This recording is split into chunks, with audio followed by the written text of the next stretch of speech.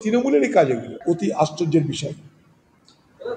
এটা কোনো মূল্যবান দিন নয়। চুরি করবে সবাই জানে, সেগুলোর মালিক তৃণমূলের নেতারা। শিকার হতে হবে এবং প্রাণ দিতে হবে। তৃণমূলের এই নৃশংস ঘটনা কালকে আমরা সবাই টিভিতে দেখেছি। সরাসরি লুটটা হলেও লুটের অনেক ব্যবস্থা আছে। বিজেপি কর্মীদের নির্দেশ নরেন্দ্র মোদী। হোক, সেটা তার পার্টির নেতা তাকে তো বলবেই। তৃণমূল ছাড়া এই বাংলায় অসামাজিক কাজ কে করবে? লুট তরাজ, গুলি বারুদ, প্রতিদিন বলছে তৃণমূলেরই কাজ এগুলো। পশ্চিমবঙ্গে এটাই হবে। দেখুন, হচ্ছে তো, বিচ্ছিন্ন ঘটনা ঘটছে বিভিন্ন জায়গায়। সরকারকে তৎপর হতে হবে, এটুকু বলতে পারি। সরকারের উচিত এই মুহূর্তে দিল্লিতে গিয়ে প্রধানমন্ত্রী, গৃহমন্ত্রী তাদের সঙ্গে দেখা করা, তাদেরকে প্রতিবাদ করা, দরকার হলে রাষ্ট্রপতি তার কাছে গিয়ে প্রতিবাদ করা। মুখ্যমন্ত্রী মমতা ব্যানার্জি তিনি তো সেগুলো করবেন না। তিনি এখানে ঢোল বাজাবেন, কাজের কাজ কিছু না করে ভোটের কাজ করবেন তিনি। দেখুন, বাংলার মানুষ তৃণমূলের দৌরাত্ম্যকে সারা বাংলা জর্জরিত। তৃণমূলের অত্যাচারে বাংলার মানুষ আজ ত্রাহি ত্রাহি রব করছে। যেভাবেই হোক তৃণমূলের উৎখাত ছাড়া এ বাংলায় এই স্বৈরাচারের হাত থেকে বাঁচার এই মুহূর্তে কোনো রাস্তা আছে বলে আমি মনে করি না। তৃণমূলের এই নৃশংস ঘটনা কালকে আমরা সবাই টিভিতে দেখেছি। এটাই তৃণমূলের নৃশংসতা। আমরা তীব্র প্রতিবাদ করছি, দোষীদের শাস্তি চাইছি। পশ্চিমবঙ্গের প্রশাসনকে কৃতদাস করে রেখে বাংলা জুড়ে আজ যে তাণ্ডব চলছে তৃণমূলের, আমরা তার বিরুদ্ধে নিন্দা জানাচ্ছি এবং ঘৃণা প্রকাশ করি। ওয়েলে যখন গন্ডগোল হয়, পার্টির তো মতামত থাকেই, ওয়েলে আমরাও নামতাম। ওয়েলে নামাটা মানে এমন নয় যে মহাভারত অশুদ্ধ হয়ে গেল। ওয়েলে বিজেপি পার্টিও নেমেছে যখন তারা বিরুদ্ধে ছিল। এখন যারা বিরুদ্ধে আছে তারাও ওয়েলে নেমেছে। আমি নিজে ওয়েলে নেমেছি, তার জন্য আমি সাসপেন্ড হয়েছি। ওগুলো পার্লামেন্টের চিরাচরিত কতগুলো চেহারা, এগুলো কোনো বড় বিষয় নয় পার্লামেন্টের জন্য। সে সরকার বলতে পারবে কত লক্ষ, কিন্তু সরকার তো পার্লামেন্টে এসব বলছে না, এত লক্ষ চলে যায় পাঠিয়ে দিচ্ছে। কোথা দিয়ে পাঠালো 4 লক্ষ লোককে বলতে পারবো না। আমার মনে হয় এসব সংখ্যার খুব একটা তথ্যমূলক কিছু আছে, জানা নেই। এটা কেন্দ্রীয় সরকার বলবে এটা, কারণ পুশব্যাক তো করে বিএসএফ হাতে তথ্য আছে, তারা বলবে কত লক্ষ বাংলাদেশিকে ফেরত পাঠানো হলো। আমার জানা নেই এটা। মুখ্যমন্ত্রী গেলে কাজ হয়। সারা পশ্চিমবঙ্গের রাস্তা জর্জরিত, সারা পশ্চিমবঙ্গে জল জমে সারা পশ্চিমবঙ্গের সমস্ত শহর থই থই করছে। সারা পশ্চিমবঙ্গের গ্রাম শহর সর্বত্র রাস্তা বলে কিছু নেই এই মুহূর্তে। কারণ যে রাস্তার জন্য টাকা খরচ করা হয়েছিল সেগুলো তো লুট হয়েছে। ফলে লুটের রাস্তায় কতদিন আর ছুট থাকবে? লুটের রাস্তায় ছুট বেশি দিন থাকে না, তাই লুটের রাস্তা নষ্ট হয়ে গেছে। মানুষের জনজীবন আজকে বিপর্যস্ত হয়েছে। ভোট লুট, বাংলায় ভোট লুট হবে না, এবার কি হলো? বাংলা মানে ভোট লুট, তোমাদের নতুনত্ব কিছু নেই তো। সরাসরি লুটটা হলেও লুটের অনেক ব্যবস্থা আছে। আপনার বুথে এজেন্টকে বসতে দেওয়া হবে না। এখানকার পুলিশ তাদেরকে এজেন্ট হলেই নাম চলে যায় প্রশাসনের কাছে। পুলিশের কর্তারা, পুলিশের লোকেরা সেই সমস্ত এজেন্টদের রাতারাতি ভয় ভীতি দেখিয়ে তাদেরকে যাতে এজেন্ট নেয় তার ব্যবস্থা করবে। এজেন্ট হওয়ার পরেও, বুথে ঢুকে যাওয়ার পরেও তার বাড়ির লোকের উপরে হামলা করে এই এজেন্টকে বাইরে বের করে নেওয়ার ব্যবস্থা হবে। আমরা তার সাক্ষী। তাই বাংলায় অসাধু উপায় ছাড়া, কারচুপি ছাড়া ভোট হওয়াটা কিন্তু এক অতি আশ্চর্যের বিষয়। এর চরম অন্যায়, এটা হতে পারে না। একবারে স্বৈরাচারী চরমতম নিদর্শন এগুলো। তৃণমূলের ছাত্র সংগঠনের প্রতিষ্ঠা দিবস, এটা কোনো মূল্যবান দিন নয়। পার্টির লোকের কাছে হতে পারে, কিন্তু যেখানে ছাত্রছাত্রীদের পরীক্ষার প্রশ্ন, সেই জায়গাটায় একটা ছাত্র পরিষদ তৃণমূলের প্রতিষ্ঠা দিবসকে কেন্দ্র করে পরীক্ষা বন্ধ হওয়াটা একেবারে স্বৈরাচারী মানসিকতার কুৎসিত প্রদর্শন বলে আমি মনে করি। ভারতবর্ষের প্রধানমন্ত্রী যে বার্তা দিতে চাইছেন সেটা হলো এই, যে সাংবিধানিক ব্যবস্থা যদি বিপর্যস্ত হয় তাহলে সাংবিধানিক ব্যবস্থা নেবে, কিন্তু সে কে নেবে?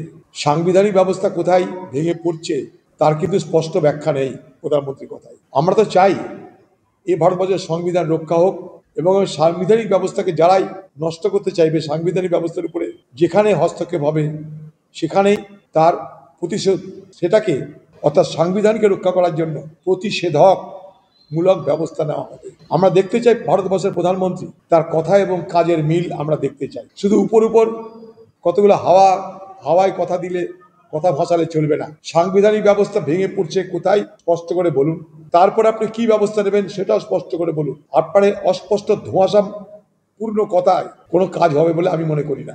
বাংলাদেশে তো বহু আওয়ামী লীগের নেতা মন্ত্রী শান্তি তারা সব পালাচ্ছে না।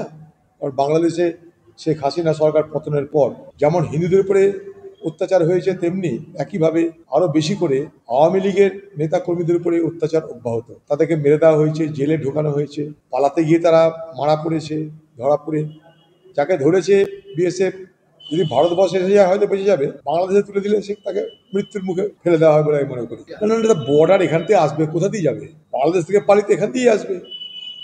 তো ভূগোল এটা, এখান দিয়ে না, যেখানে যেখানে বর্ডার আছে সেখান দিয়ে হয়েছে। মেঘালয় দিয়ে পালাতে গিয়ে এর আগে আওয়ামী লীগের নেতা সে ধরা পড়েছে, তাকে গুলি করে মেরে দিয়েছে। ত্রিপুরায় পালাতে গিয়ে ধরা পড়েছে।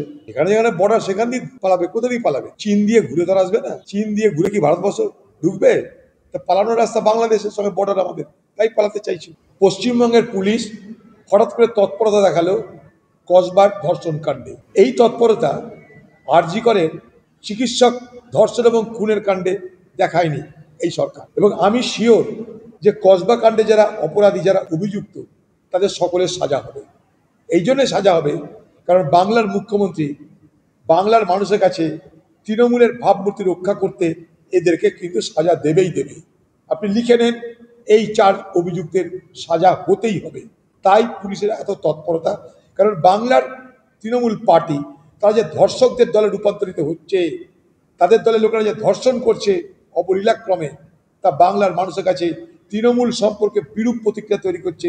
সেখান থেকে বাঁচতে, মুখ লুকাতে, লজ্জা ঢাকতে বাংলার মুখ্যমন্ত্রী মমতা ব্যানার্জির নির্দেশে এই চার্জশিট পেশের তৎপরতা, এবং দেখবেন সাজারও তৎপরতা হবে।